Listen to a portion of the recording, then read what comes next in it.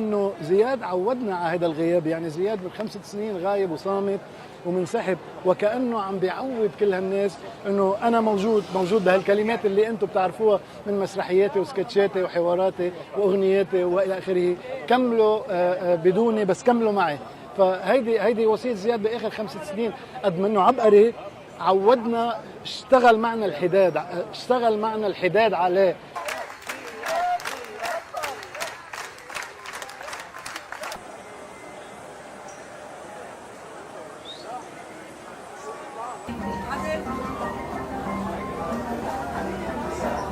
كل إنسان ينتسب إلى المقاومة، إلى الحرية، إلى الشرف، إلى الكرامة موجود بهذا بعزا زياد.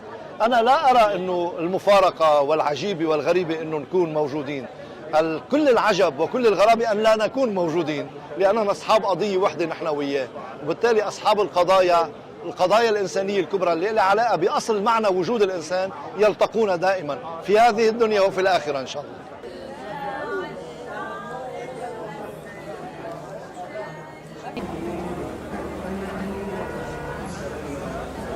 زياد عايش فينا كلنا تاريخ، يعني صح هو عبقري ونابغة ومميز بفنه، بس هو كإنسان كان عايش بقلب كل واحد، كان يحكي عنا، يحكي اللي نحن ما نقدر نقوله. يعني مينيموم اليوم نجي نودعه، يعني أقل شيء خسارة كثير كبيرة زياد. سألوني الناس عنك سألوني.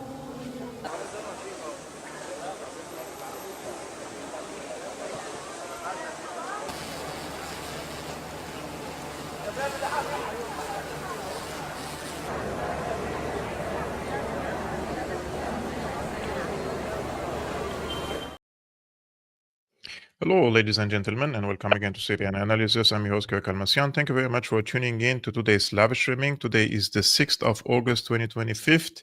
I appreciate you all, whether you're watching this stream on YouTube, on Rumble, and on Ganjing World. And today I have my dear friend, Marwa Osman, joining us from Beirut, also a brilliant journalist and geopolitical analyst. Marwa, how are you doing, my dear friend?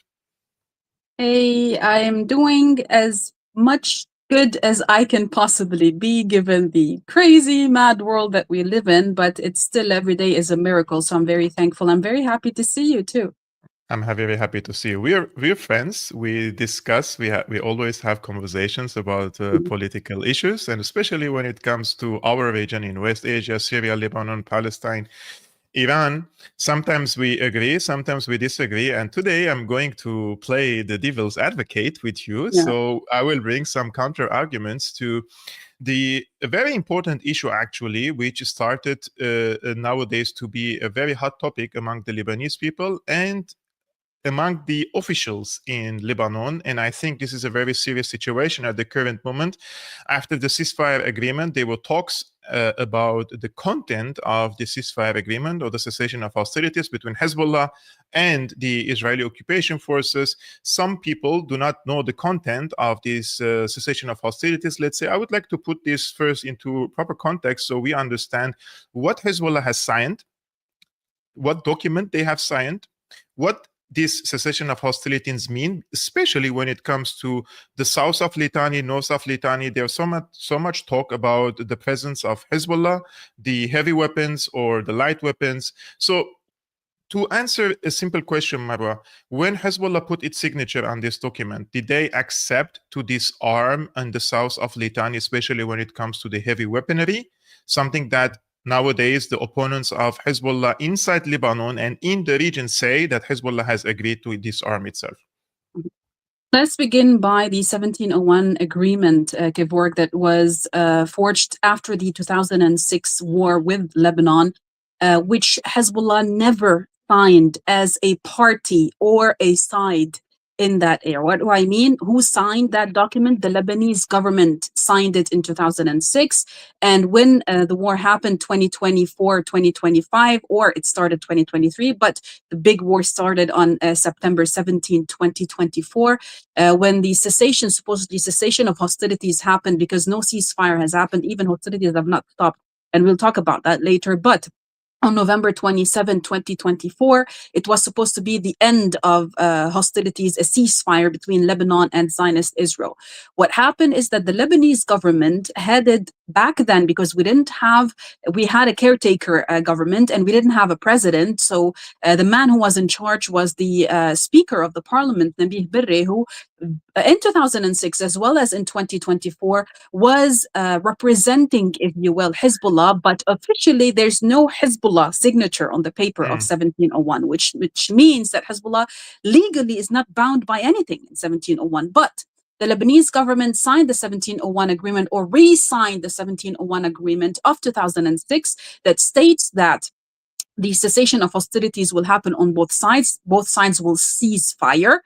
And Hezbollah, as an armed resistance, will have to retreat till the northern part of the Litani River. If you look at the map of Lebanon, especially South Lebanon, you would see that the Litani that comes all the way from the Beqa region and comes down south to West Beqa and then into South Lebanon and then goes all the way to the sea, parallel to Palestine.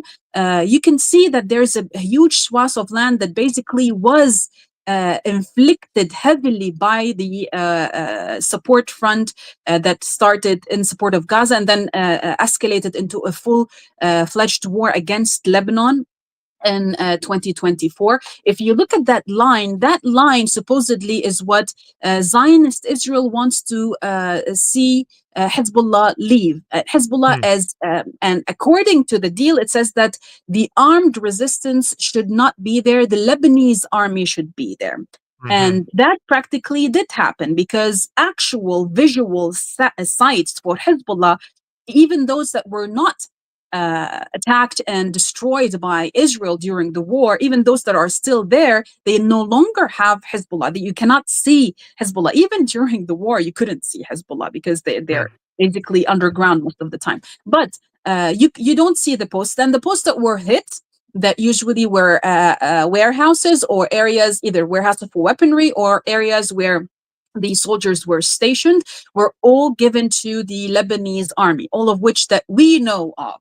If there are certain things that we don't know of, that's something that I cannot talk about, honestly. I'm talking what I know of. What I know of is that it was given to the Lebanese army, and the Lebanese army since November 27, because I was there at 8:15 a.m. at the border between Lebanon and occupied Palestine. On the, if you look at that map that you have, on the eastern part of that map is my hometown of Khiyam, and my husband and I, in order not to get jammed in traffic coming from the south, we went all the way to the Beqa, and then we came from the West Beqa to go into Khiyam, and we were stopped at 8:15 in the morning by the Lebanese army generals who wouldn't allow us to go into Khiyam yet, because they said that the Israeli entity had not retreated yet. And since then, Kevork, since then, up until January 24, so since November 27, 2024, up until January 2025, the end, January 25, 2025,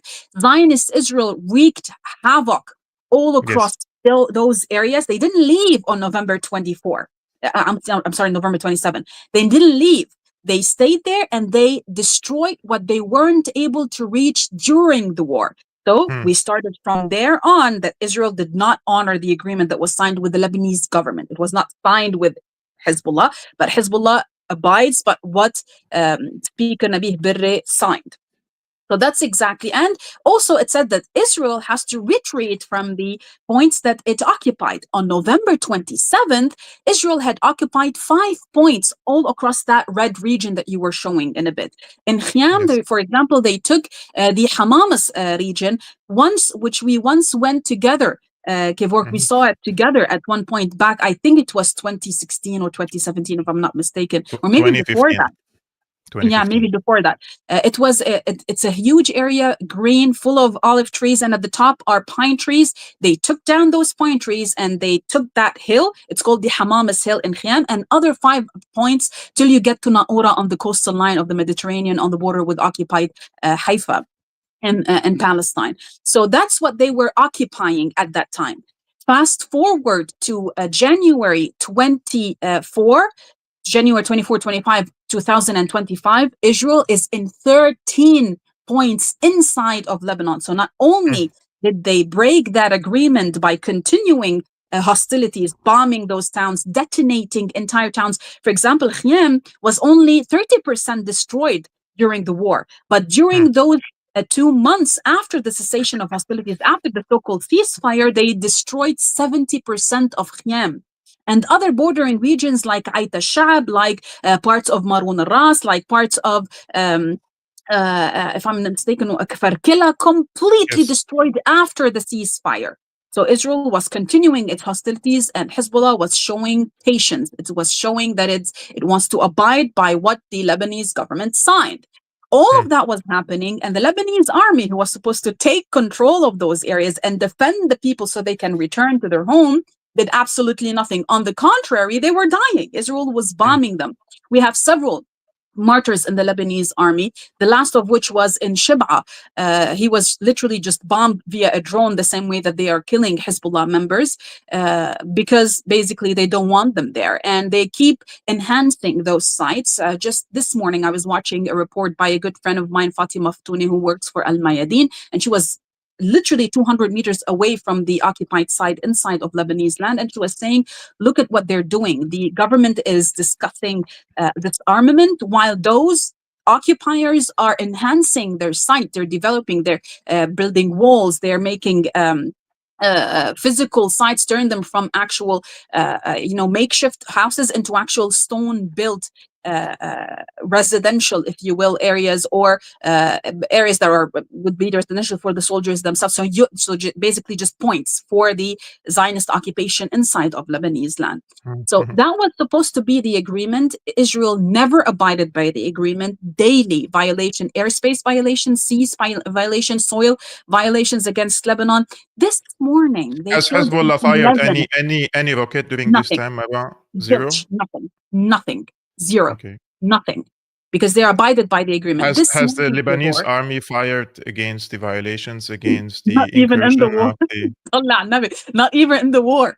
During the war, the army did not fire, and it was killed. Who gives order to the Lebanese army? Which ministry, which official usually gives order to the Lebanese army? It's a Saudi official named Yazid bin Farhan. And it's an American administration official. Usually during the war, it was Amos Hochstein, and after the war, it is Tom Barak. So that's who they give. So the Lebanese army it basically is tied by political decision, tied by the political parties in Lebanon. You lived in Syria, you lived in Lebanon, and you lived also in Europe, right? While living in Syria, did you ever see actual soldiers, except when there was a necessity to see them? Do you see soldiers? Do you see soldiers, for example, in Europe on the streets? No. Okay. In Lebanon, the Lebanese army actually has the job of the police. Yes, and this is what they're trying to do in the region. Like they did it now with Syria, they want to try to with Lebanon, and also in Egypt, by the way, they're going to do or Jordan. To do the same thing. Jordan, what is the real role of the army in Jordan, for example? Look at the northern border between Jordan and Iraq, and Jordan and Syria. It's open for anything and everything at all times. So in Lebanon, the army's role, not only in the eyes of the public, but in reality, is literally, if two people are fighting for some reason, to just go in between them and solve that. That's it. Against Israel, since 2017 or 18, if I'm not mistaken, the last time was when Israel was trying to send drones from Kevork, and we saw the Lebanese army standing on the very famous back then Kevork balcony, which overlooks occupied Palestinian territories, at the end of Kevork, the entrance of Adaise village in South Lebanon, and they were firing at the drones. That was the last time we saw the Lebanese army firing. And during the war, a Lebanese sergeant was killed, Mohammed Farhad, who is a Lebanese Shia, but he's a Lebanese army who supposedly is a non-sectarian, but he was killed because he was the man who ordered back in 2018 to fire at those drones. Oh, wow. Yeah. Marwa, look, we have a situation now after October 7. When I look at the map, it looks to me that the axis of resistance is not as strong as it used to be before October 7.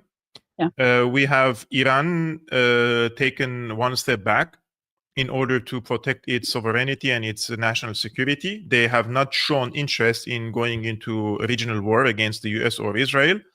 Their moves were calculated. Some people say they were over-calculated. And Hezbollah has received a huge blow during the war. Their leadership has been decapitated.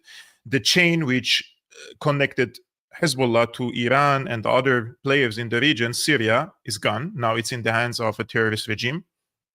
And Gaza is decimated. You can see the starvation and the malnutrition in the Gaza Strip. It's horrendous, right? So some people say, realistically speaking, this is not the right time to fight against Israel. So you have to preserve yourself. Now, Hezbollah, I believe they understand this equation. Therefore, they will keep their weapons to protect themselves against a type of a war that could be inflicted upon Lebanon, which could be an existential threat for the entire Shia community. So Hezbollah had a strategic role in the region to first deter Israeli attacks, secondly to push the Israeli occupation forces out of Lebanon, and in some cases, the former General Secretary of Hezbollah, Hassan Nasrallah, used to say that in an ideal scenario, we would even go on the offensive against Israel. Now Hezbollah is no longer able to deter the attacks because of this, let's say, instability in the balance of power in the region. So they're trying to protect themselves. So some people would say, why would Hezbollah continue fighting under such circumstances, or insist on fighting against Israel under such circumstances, when the conditions are playing against Hezbollah itself? Isn't it better for Hezbollah to be localized and just protect its community at the current moment, instead of being, because I'm watching the speeches and statements coming from Hezbollah officials that they will never ever compromise on the issue of the weapons, including the long-range missiles. And the long-range missiles basically aimed at Israel and aimed at a strategic struggle of power in the region, which other players aren't playing any longer, who were part of the axis of resistance. So Hezbollah stands alone in this equation. Why insisting on the fight when the community, Lebanese community, big Lebanese community, probably they are half the population in Lebanon nowadays, the Shia community, because they don't even allow to count the number of the population in Lebanon since the 80s. So why put the Shia community, let's say, into the front line when you see that the situation is not in your favor? Let's start piece by piece. Let's keep this one until the end. Let's start by the axis of resistance. The axis of resistance was dealt the biggest blow of its history by losing Syria. Let's start there.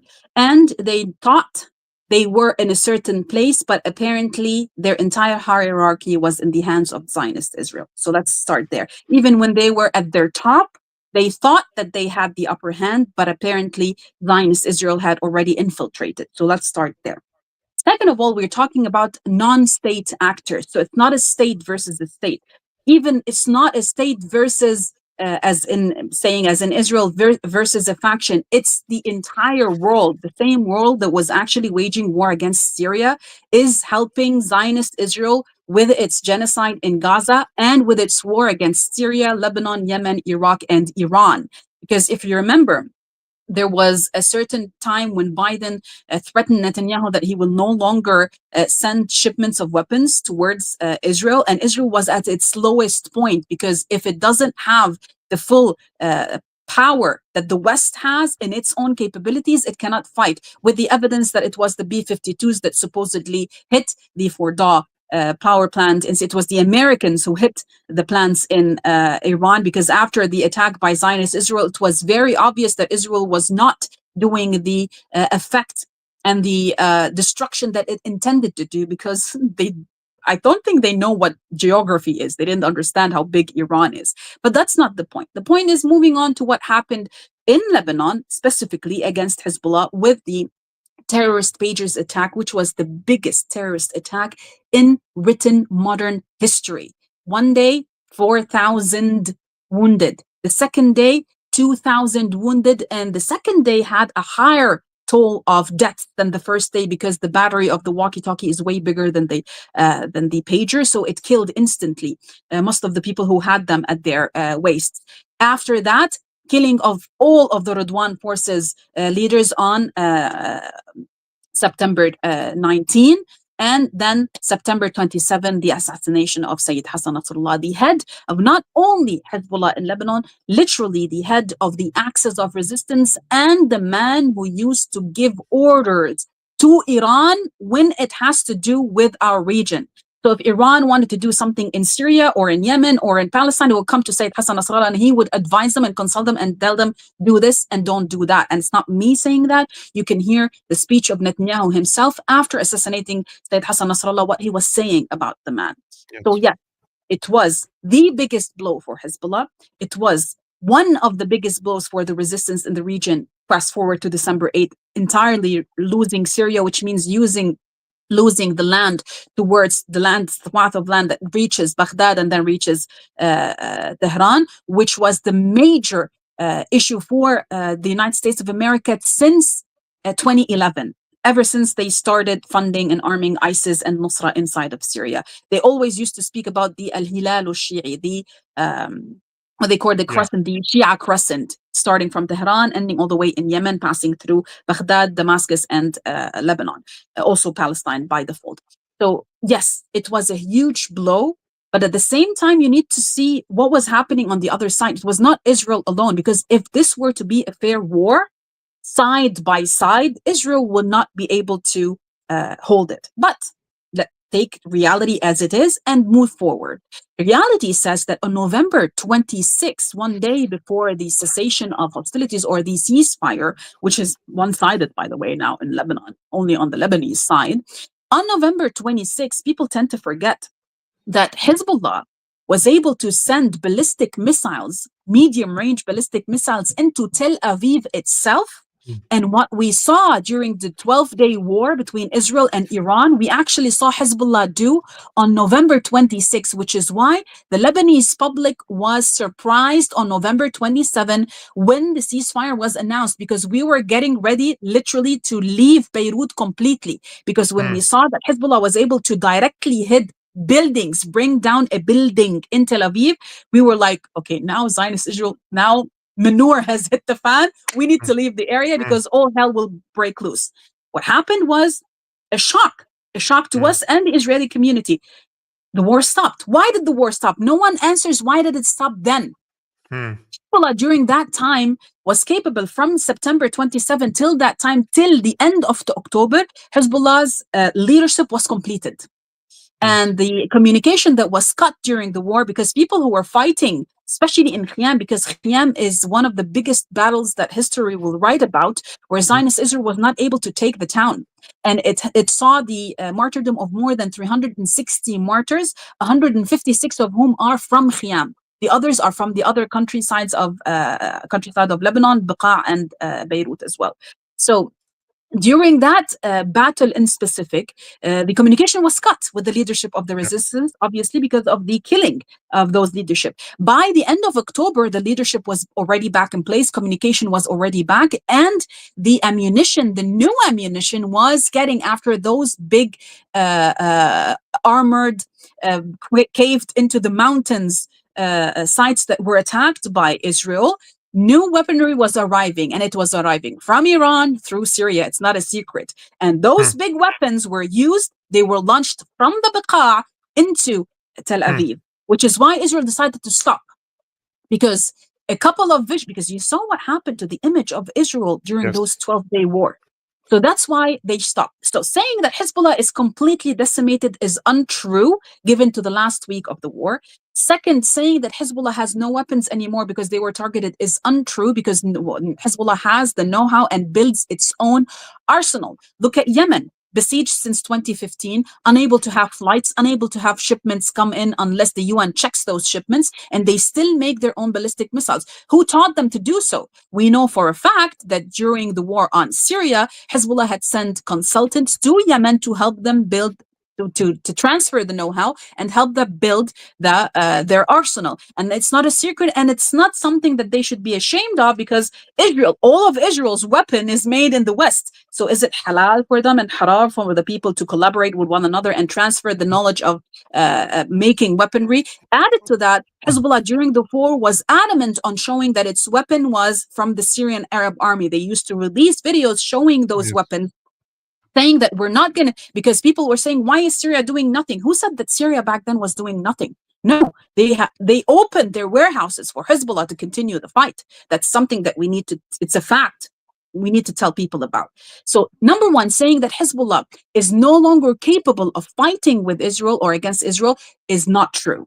Not true on so many levels, including the fact that Hezbollah's leadership itself, by Sheikh Naim Qasim, said that. And the man is known to not lie. And if we know that Sayyid Hassan Nasrallah was an arrogant, fierce person, Naim Qasim is way worse. Actually, Nasrallah was a diplomatic person. Naim Qasim is not. And when he says that, he's not lying, because he knows that Israel can attack Lebanon at any moment, and he's telling the truth that we do have capabilities. But let's not get lost in the plot. Let's get back to reality and see what Israel was capable of doing while it was taking swaths of land, occupying Syria 8 kilometers away from the capital at the moment, taking the entire Mount Hermon, known as Jabal al-Sheikh in our region, taking it after it was liberated in the 70s by the Syrian Arab army, and waging war against Iran, and continuing to bomb Hudaydah and Sana'a in Yemen, and bombing certain sites in Iraq as well. Also continue to target Lebanese civilians and Hezbollah members, and the genocide in Gaza that is still going on, and the annexation, more than 60% of the West Bank in the hands of Israel at the moment. We look at the bigger picture and say, this is not an Israeli war in the region.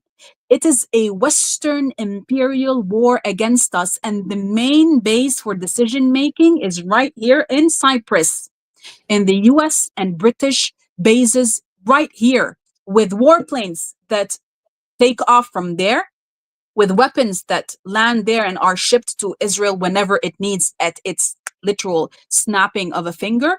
Also with the diplomatic and political support for Israel. So we are fighting the world, Kevork. We're not only fighting Israel, which is why the wisest thing to do is to stay put and not retaliate. I know people, because they keep asking me, why is Hezbollah not fighting back? I was like, you either trust the resistance or you don't. If you want the resistance life expectancy to be longer than what you need to sit down, have some patience, and listen to what they are saying. They're not saying that they will allow Israel to continue occupying or killing, but they're saying they're giving way for diplomacy with the Lebanese government. What did the Lebanese government do this week? It nuked any kind of policy. Or this is the question. What has the Lebanese government do with this decision? What is the decision now? The Lebanese government received a paper from Tom Barak, the U.S. envoy, who was the U.S. ambassador. By the way, his family name turned out to be Barak. Barak. He's Lebanese, yeah, Barak. He's Lebanese. Shiny in Arabic, Barak. Yeah, so shiny with all the BS that he has overflowing.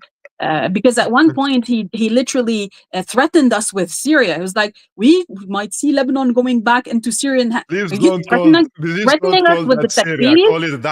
Call it the Daeshistan. Okay, Daesh, ISIS, in the so-called ISIS Nusra Takfiri terrorists who have taken over Damascus.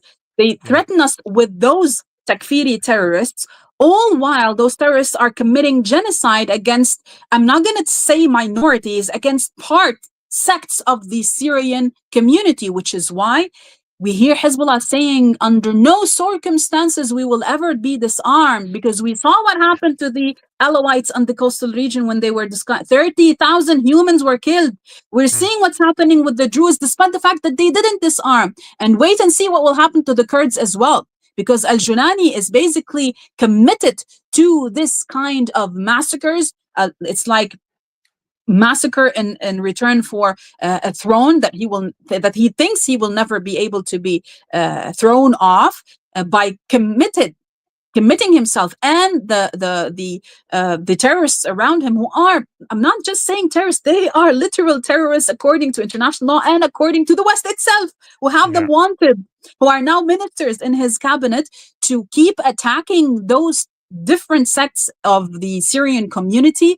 First of all, to make sure that the American Zionist plan is underway in Syria. And basically, the main plan is to cut off Lebanon from Syria. That's the main plan for them.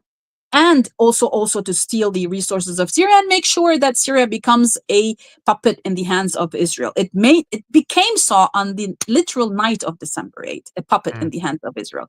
So that, knowing that, Hezbollah is adamant on not being disarmed. What happened this week was Tom Barak, the U.S. envoy to Lebanon and Syria, and who also happens the ambassador to be the ambassador to Turkey, he was presented a paper by the Lebanese government, by the president himself, stating 8 points. But the first 3 points of that paper says that Israel has to stop the hostilities and to leave, to retreat, to leave the occupied parts of Lebanon.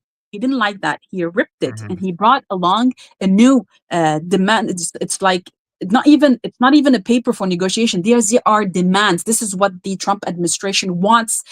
Joseph Aoun, the president of Lebanon, and Ma'moun Bek, the prime minister of Lebanon. What's his name? Salam? Nawaf Salam. I know him as Ma'moun Bek. I don't know him as Nawaf Salam. I cannot believe this guy went and shook hands with Jolani. He has all these certificates in international law and going and shaking hands with an international. This is what the empire wants of him. This is why he was brought, and he's leaving in January or February 2026. So he was brought in to disarm the resistance, which will not happen, as per the statement that was released today. But before, what happened is that the Lebanese government, the Lebanese president, called on the Lebanese Council of Ministers to convene in the palace, in the presidential palace, and start negotiating the disarmament of Hezbollah. But they named it. It's not the disarmament of different factions in Lebanon, because everyone is armed in Lebanon, but the disarmament of Hezbollah in specific, the only resistance capable of defending Lebanon against Israeli entity violations and aggression. 2, the only power capable of ridding Lebanon from terrorists that might come from the east, from Syrian territory. And we saw that back in 2018 in Fajr al-Jurud, the dawn of the, it's called the dawn of the outskirts, Fajr al-Jurud in Lebanon, when they were armed, when they were fighting alongside the Lebanese army from one side and the Syrian army from the other to take down those terrorists who was trying to enter Lebanon. And this morning, Kevork, a post for the Lebanese army in Al-Hermel, which is the northeastern part of Lebanon, of the northeast Biqa, that was attacked from Syria. Lebanese army post that was attacked from Syria. To that, seeing all of that happening, all the people who are saying, yes, we submissively give out any authority to the Americans and the Israelis, are still being attacked. The presidential palace was bombed in Damascus, even though in Baku they agreed on everything that would lead to complete, not normalization, peace agreement, full peace because agreement. They don't understand Israel. They don't understand Israel. Those people who talk to Israel, they don't understand Israel. Hezbollah watching all of this, including the foes of Hezbollah in Lebanon. Remember what happened during the past 5 weeks, when even Thami Jmail and some of the Jaja clan, some of those people around him from the Lebanese forces were saying that the resistance weapons is important to defend Lebanon against takfirism. Why? Because their towns is bordering Syria. They're afraid for their own butts right now. That's why they want the resistance weapons to get. We started hearing people like Wahab, who during the war was telling Hezbollah, "Khalas, disarm. We don't want war." Now he's asking the resistance to go help the Druze in Suwaida. Well, so but one of our this is in the same context, by the way, like because you're speaking about a threat coming from Daeshistan, which is aka Syria nowadays. People are asking, will the Lebanese government succeed to disarm Hezbollah, or will they fight together against HTS, for example? No. Let's start with what happened this week with that paper, and that paper is to disarm Hezbollah. They were supposed to convene yesterday, but there was a big commotion during that meeting, so they basically said, we'll talk about it next week. Some people are saying tomorrow, but it's basically been postponed to next week, in order to try and find some sort of a common grounds with Hezbollah. But today's statement, first of all, yesterday's speech by Sheikh Naim Qasim, Secretary General of Hezbollah, and today's basic statement, which I translated and put on Twitter, they said, we will consider that decision, which is a decision given by the government to the Lebanese army, that they have 4 months to disarm everyone. There is a joke right now in Lebanon. They told the Lebanese army that you have 4 months. A Lebanese army, that's a lot of time. I might just need 20 days. What are you talking about? 4 months to disarm everyone? This morning I woke up with the Burj al-Barajne camp, Palestinian Burj al-Barajne camp, on fire. They were fighting. They were attacking one another. God knows why. How are you going to disarm anyone with that intent? And by the way, if you want to disarm the resistance, what plan as a government do you have for the Lebanese army to defend the people? This morning, an 11-year-old boy was killed by Zionist Israel because he was riding on a motorcycle behind his father, who happens to be one of the Hezbollah figures, and Israel killed them both. They killed a kid, and they have a video of it, just like they are killing kids in Gaza, and they don't care. Where's the Lebanese army? Like yesterday, there's a family from Shubha that went to the prime minister and told them that our son is a shepherd and he's been abducted since the war by Israel. And he said, oh, really? I didn't know. You didn't know? What's your job? You didn't know that the Lebanese shepherd was... There's at least 25 Lebanese men who are kidnapped by Zionist Israel. They are in the detention centers, and he doesn't know because it's not his job. His job, he was brought here to disarm. Today's statement by Hezbollah, they said, we will consider that decision to be null and void, which means in Arabic, بلو شربوا ميته. انت يعني there's بدنا نقول literally كلمة تانية هلا. exactly, which means they're telling the government you can just soak that in gin, water, jaleb, and drink it. That's never going to happen. And by the way, if Hezbollah disarms itself, what happens if Hezbollah disarms itself? I just want to bring this. If they disarm themselves, Israel will occupy the territories Beirut. that they are stationed. They will occupy Beirut. They will come to Beirut.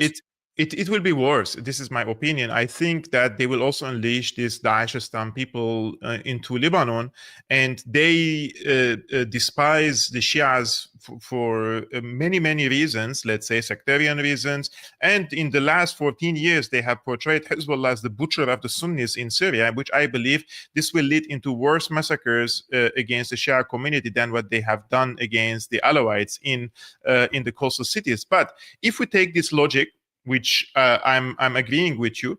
One of our friends says, Marwa, based on your logic, Lebanese Christians are a minority as well, and I think also they are threatened by such Daeshi people from Syria or elsewhere. Should they also bear arms and protect themselves? Of course, and they do, of course.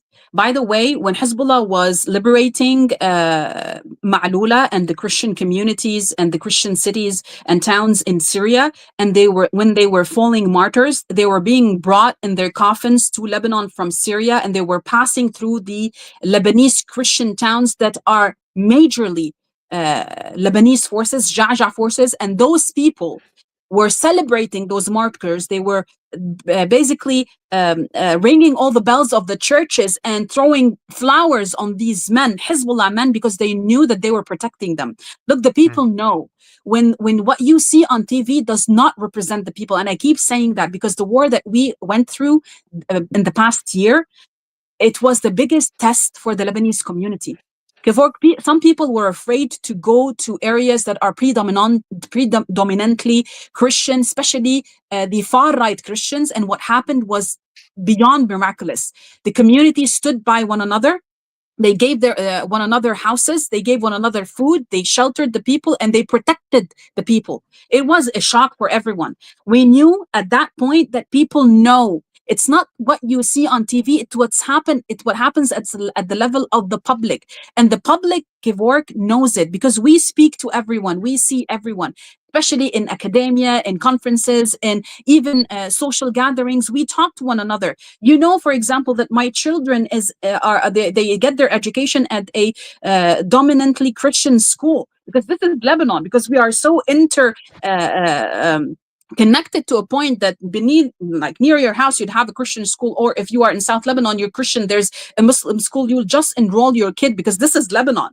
In that area, that community who is predominantly Christian, everyone tells me, please don't give up your weapons because it is the only way that we will be protected against Daesh. These people know. These people kept calling me during the war, asking if I need anything, asking what happened to my house. At the level of the public, the people know. There's no problem there. Because people in media, especially media that is funded by Saudi Arabia and the United States of America, they keep saying that a civil war will happen not in a million years. It will not happen in Lebanon. We don't have that animosity, by the way. And because we know that the dangers are from the outside, not from the inside.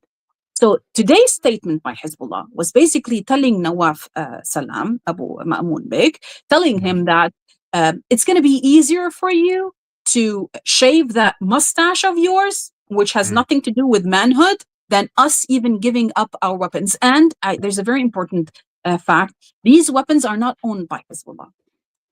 These weapons are owned by the Lebanese public. So if Hezbollah decides to disarm, another resistance group will be emerging, and the people will stand with that resistance group. Why? It is our land, our houses, our shops, our family members who were killed, our kids who were traumatized. We will not give in to Israel, even if it means that all of us will have the same fate as Gaza. As it is. Aren't they not threatening us? But this is the real question, Marwa. Aren't they threatening us to turn Lebanon, Beirut, Dahye, Biqa, and South Lebanon into Gaza? Did they not threaten us that this was going to happen? Yes. So this is the last question, which is really, really important, right? We have around 5 minutes to leave. You have a very important event to attend. This is not my question, by the way. I'm receiving comments after comments after comments, and I'm talking to Lebanese people, and they're telling me, why shall we put ourselves in the same position as the Palestinians in Gaza when we saw with our bare eyes, the objective eyes, that Israel and the United States are capable of committing genocide, ethnic cleansing, bombarding, wiping out entire neighborhoods, cities, towns, villages, kids, women, children, everything that can walk and get away with it. Why shall we face the same fate? Because the others who said the same thing and completely bowed to Israel are also dying. Look what happened in Syria. Sisi, Syria, Julani. That's what's happening there. If we are threatened between dying right now or dying in the future, hell, we die and we take whoever's killing with us. Whoever's killing us is going to come with us to death. Dignity is one of the most important elements of ideology within the Shia community in Lebanon, because this is what we were taught by Imam Hussein. We always go back to Karbala, and this is what Sayyid Hassan Nasrallah taught us. And if we were adamant on being with the resistance before the assassination of Sayyid Hassan Nasrallah, because we used to say whatever makes him happy makes us happy, now we say to be vowing and respectful and truthful to the blood that was spilled by Sayyid Hassan and all the leaders and our community, we will not give in. Even our children know that we have every right to defend ourselves, defend our land, and kill whoever is trying to kill us. Disarm, you will get killed. Don't disarm, you will get killed. La. Don't disarm, because then we actually have a chance to protect us, to protect Lebanon, to defend Lebanon, to retain and reclaim our land, to stop Zionist Israel, because they are afraid of war just like any other person. We don't like war, but when we are being besieged by the Takfiris from the east, by Cyprus from the west, and by Zionist Israel from the south, what option do we have except fight?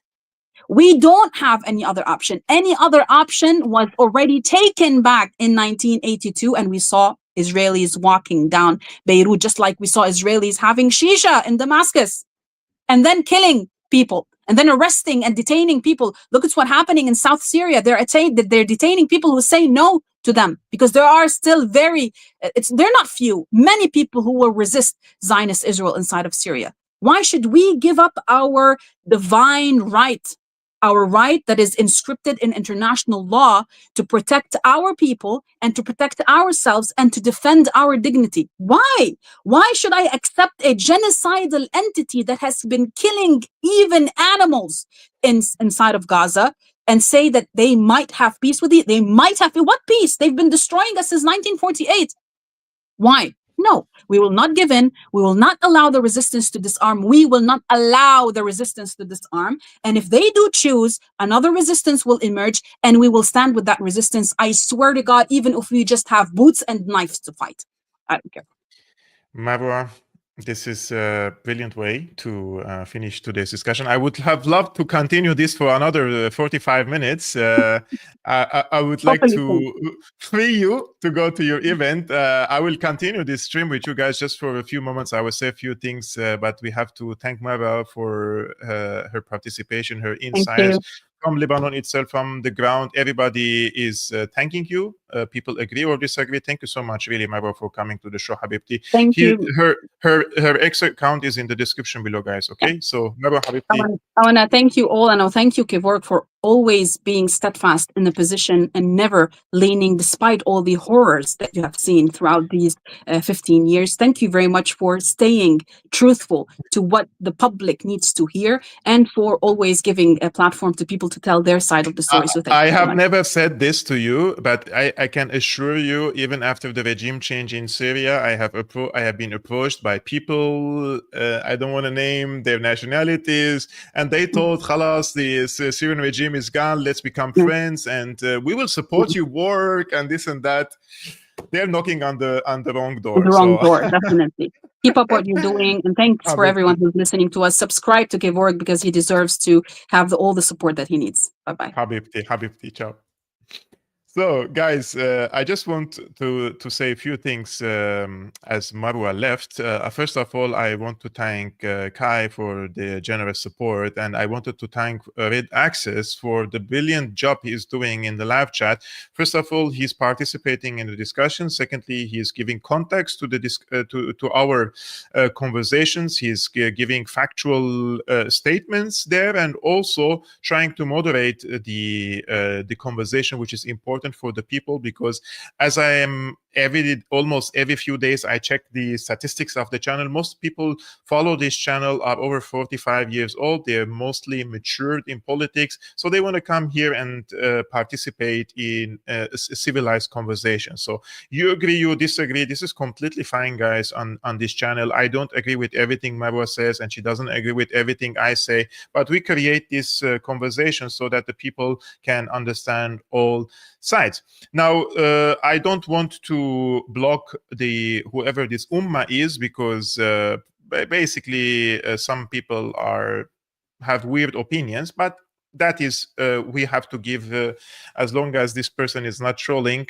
we have to give the people the right to express themselves. So please, guys, once this live streaming is over, please type in the comments below if there is any guest you would like to hear from. Firas Mu'dad, I have already extended the invitation. Firas disagrees in many of the things that Marwa said today, that I also would love to have him back on the channel. I have invited him.